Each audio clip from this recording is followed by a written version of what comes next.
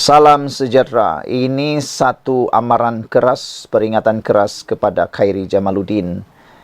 Kata laporan ini, biadab gelar Perdana Menteri sebagai rakan Subahat Zionis Israel. Menggelar Perdana Menteri sebagai rakan Subahat Zionis Israel dalam jenayah genosid adalah melampau dan biadab. Tegas setiausaha politik kepada Menteri Keuangan Muhammad Kamil Abdul Munin. Menurutnya, kerajaan perpaduan tidak pernah mempertahan mana-mana pihak yang bersekongkol dengan rejim yang sedang melakukan keganasan di Palestin. Pendirian Perdana Menteri Datuk Seri Anwar Ibrahim dan kerajaan dalam isu keganasan Israel terhadap rakyat Palestin adalah jelas dan kita adalah yang paling lantang dalam mempertahan serta membela nasib rakyat di Palestin, katanya lagi. Muhammad Kamil berkata demikian bagi menjawab kenyataan bekas Menteri Kabinet Khairi Jamaluddin yang mendakwa penglibatan BlackRock, sebuah firma yang dikatakan mempunyai kaitan dengan Israel, memiliki pegangan dalam Malaysia Airports Holding Berhad. Menurutnya, Khairi boleh mengkritik tetapi pada masa sama beliau harus lebih bertanggungjawab, tidak hipokrit dan tidak terbawa-bawa dengan emosi dalam mengeluarkan kenyataan. Jelasnya, MAHB melalui Khazanah sudah memberi penjelasan, yaitu rundingan telah diadakan dengan pihak GIP, yaitu sebuah konsortium yang mengumumkan tawaran bagi mengambil alih MAHB pada 15 Mei lepas.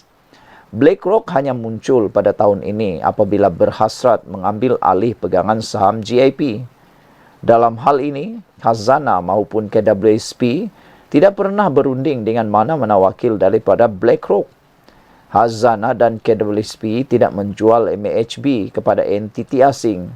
Sebaliknya terus meningkatkan pegangan sahamnya sehingga 70%. Malah, aset strategik ini juga akan terus dimiliki negara melalui golden share oleh kerajaan Malaysia, jelasnya. JP adalah pelabur infrastruktur terkemuka yang menguruskan aset bernilai 112 bilion US dollar bagi pihak pelaburnya yang merangkumi kira-kira 500 institusi pelaburan di seluruh dunia. Ia juga memiliki kepakaran dalam pelaburan, pengurusan dan pengoperasian antara perniagaan infrastruktur terbesar serta paling rumit di dunia, termasuk beberapa lapangan terbang. Saudara-saudara sekalian, tindakan menggelar Perdana Menteri sebagai rakan Subahat Zionis Israel itu memang biadab. Kita sudah menyaksikan bahawa betapa keras dan lantangnya Anwar Ibrahim dalam memperjuangkan isu Palestin. Kalau anda masih ingat, betapa beraninya Anwar Ibrahim bercakap tentang isu Palestin di semua mesyuarat-mesyuarat dan persidangan-persidangan yang telah dihadirinya. Yang paling mengejutkan kita keberanian Anwar Ibrahim bercakap dan membahas tentang isu Palestin di hadapan kuasa-kuasa besar dunia, antaranya seperti Rusia, Jerman, Turki, dan banyak lagi. Bahkan Anwar Ibrahim sendiri telah pun berjumpa dengan beberapa pemimpin besar dalam Hamas.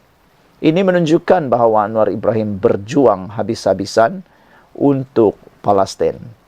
Tapi tak tahulah kenapa masih ada walaun yang menganggap begitu.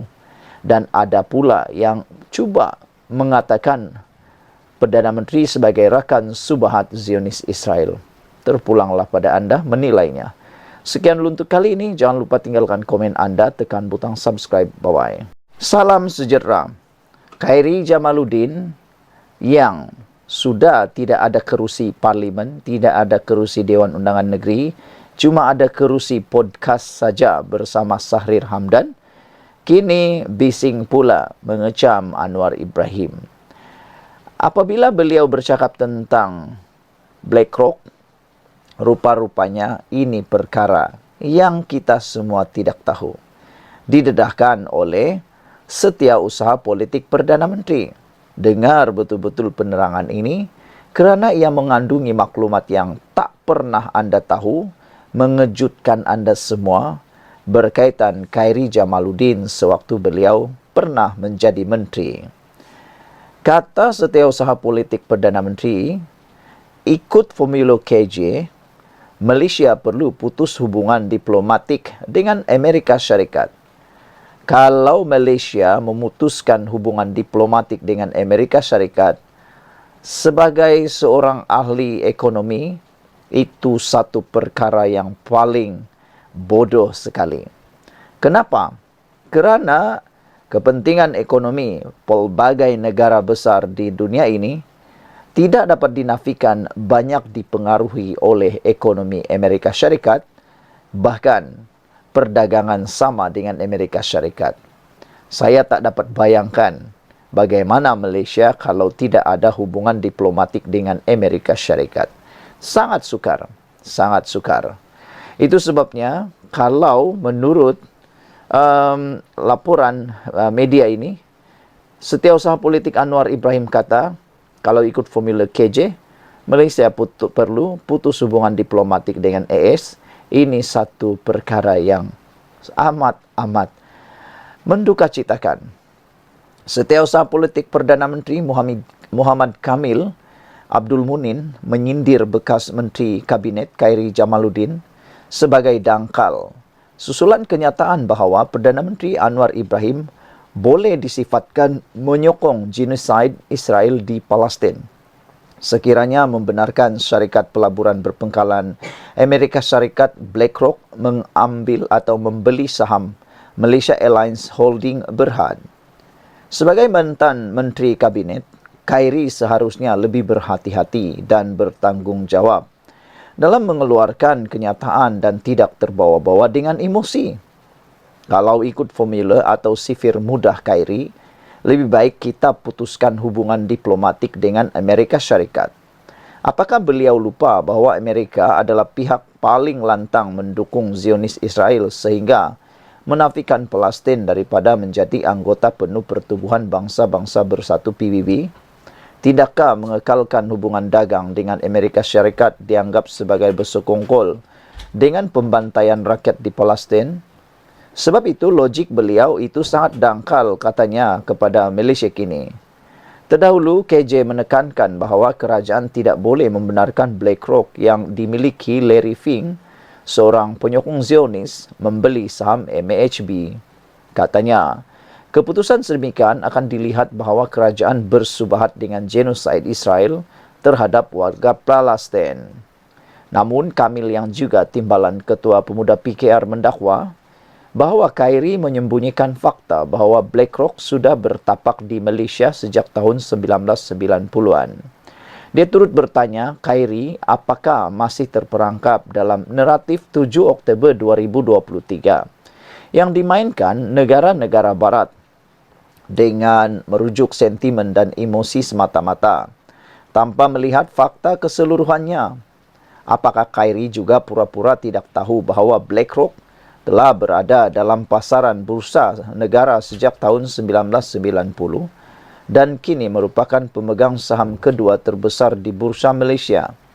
Dan adakah pengasas BlackRock, Larry, hanya menjadi Zionis pasca 7 Oktober dan sebelumnya beliau adalah seorang Wahabi? Soal beliau. Dia turut mendakwa Khairi pernah dilantik sebagai pengarah dalam CGS Security yang menurutnya sebahagian saham syarikat induknya juga dimiliki oleh BlackRock. Hipokrasi jenis apakah yang cuba ditonjolkan oleh Khairi? Soalnya. Mengulas lanjut, Kamil mempertahankan bahawa kerajaan tidak pernah mempertahankan mana-mana pihak yang bersekongkol dengan rejim Zionis Israel. Pendirian Perdana Menteri dan kerajaan dalam isu keganasan Israel terhadap rakyat Palestin adalah jelas, dan kita adalah yang paling lantang dalam mempertahankan dan membela nasib rakyat di Palestin.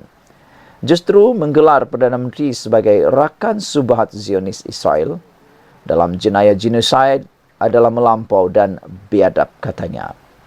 Sebelum ini, sebuah konsortium yang terdiri daripada anak syarikat Khazanah Nasional, Kumpulan Wang Simpanan Pekerja KWSP, pihak berkuasa pelaburan Abu Dhabi dan Global Infrastructure Partners GIP telah mengumumkan tawaran untuk membeli saham MAHB dan menjadikannya sebagai syarikat swasta.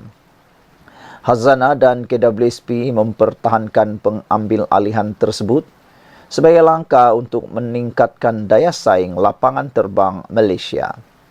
Pengarah urusan Khazanah Amirul Faisal Wan Zahir bagaimanapun menegaskan bahawa BlackRock masih belum memperoleh GIP. Ini walaupun BlackRock mengumumkan pada Januari bahawa ia memperoleh sepenuhnya GIP dan dijangka memuktamadkan perjanjian itu menjelang suku ketiga tahun ini, iaitu antara Julai dan September. Pihak yang dirunding oleh Khazanah ialah GIP. BlackRock hanya muncul pada tahun ini apabila berhasrat mengambil alih pegangan saham GIP. Dalam hal ini, Khazanah maupun KWSP tidak pernah berunding dengan mana-mana wakil daripada BlackRock katanya. Katanya lagi, Khazanah dan KWSP tidak menjual MHB kepada entiti asing. Sebaliknya terus meningkatkan pegangan sahamnya sehingga 70%. Malah, aset strategik ini juga akan terus dimiliki negara melalui Golden Share oleh Kerajaan Malaysia. Apa pendapat anda tentang isu ini? Bagaimana KJ? Ada beberapa komen daripada ruangan komen. Kata KJ, apalah yang dia tahu, no longer relevant to Malaysia politik, kata Ping Merlin. Griket pula kata, jikalau macam tu terus boikot Amerika lagi senang. Potong semua internet yang disambung ke Amerika. Biar Malaysia bangunkan jaluran internet sendiri. Kapal terbang ciptaan Amerika pun tak boleh naik pi haji dah, kata beliau. Cuba minta Rusia ke, China ke, cepat-cepat cipta kapal terbang mereka dan jual kepada Malaysia. Satu kaki kata boikot, tapi satu kaki lagi dok guna semua kemudahan ciptaan. Kafir Amerika, malu tak? Kata Greycat. Red Parrot kata, KJ jangan lupa boikot Boeing, Google, Waze, WhatsApp, Instagram, Telegram, Facebook, TikTok, Microsoft. Mr. Sakau kata, di dalam kerajaan dulu apa dia buat? Apa KJ buat? Tiba dah jadi walaun pula, sebab itu aku memang tak minat Khairi Jamaluddin, kata beliau. Purple Mouse kata, KJ ni dah sama taraf dengan Isham Jalil, Cikgu Cikgu Badrul, Papa Gomo dan macam-macam lagi lah yang dia tulis ni. Kaki kelentong, kata Purple Mouse. Blake Hawk kata, orang ada ijazah dari Oxford pun bila dah tak pegang kuasa terus jadi tak pintar. Berdekad-dekad Malaysia berdagang dengan Amerika Syarikat dan isu Palestin memang sudah berakar umbi. Dan telah diketahui Amerika dan Britain adalah pelindung negara haram Yahudi. Tetapi kenapa baru sekarang tiba-tiba yang bijak pandai kurang pandai setelah Malaysia membina hubungan dagang dengan Amerika begitu lama? Mereka yang tujuk pandai tak pernah fikir risiko atau ekonomi Malaysia jika pemimpin negara mengambil tindakan drastik membatasi perdagangan dengan syarikat-syarikat yang ada hubungan dengan Amerika. Mereka tidak memikirkan kesan tindak balas negara Amerika Syarikat ke atas syarikat Malaysia di Amerika, termasuk ekspor Malaysia ke negara berkenaan. Tak ada faedah dengar ulasan KJ. Sembang kosong saja, bukan dia pakar dalam semua hal, kata Kawak. Sekian dulu untuk kali ini. Jangan lupa tinggalkan komen anda. Bye-bye.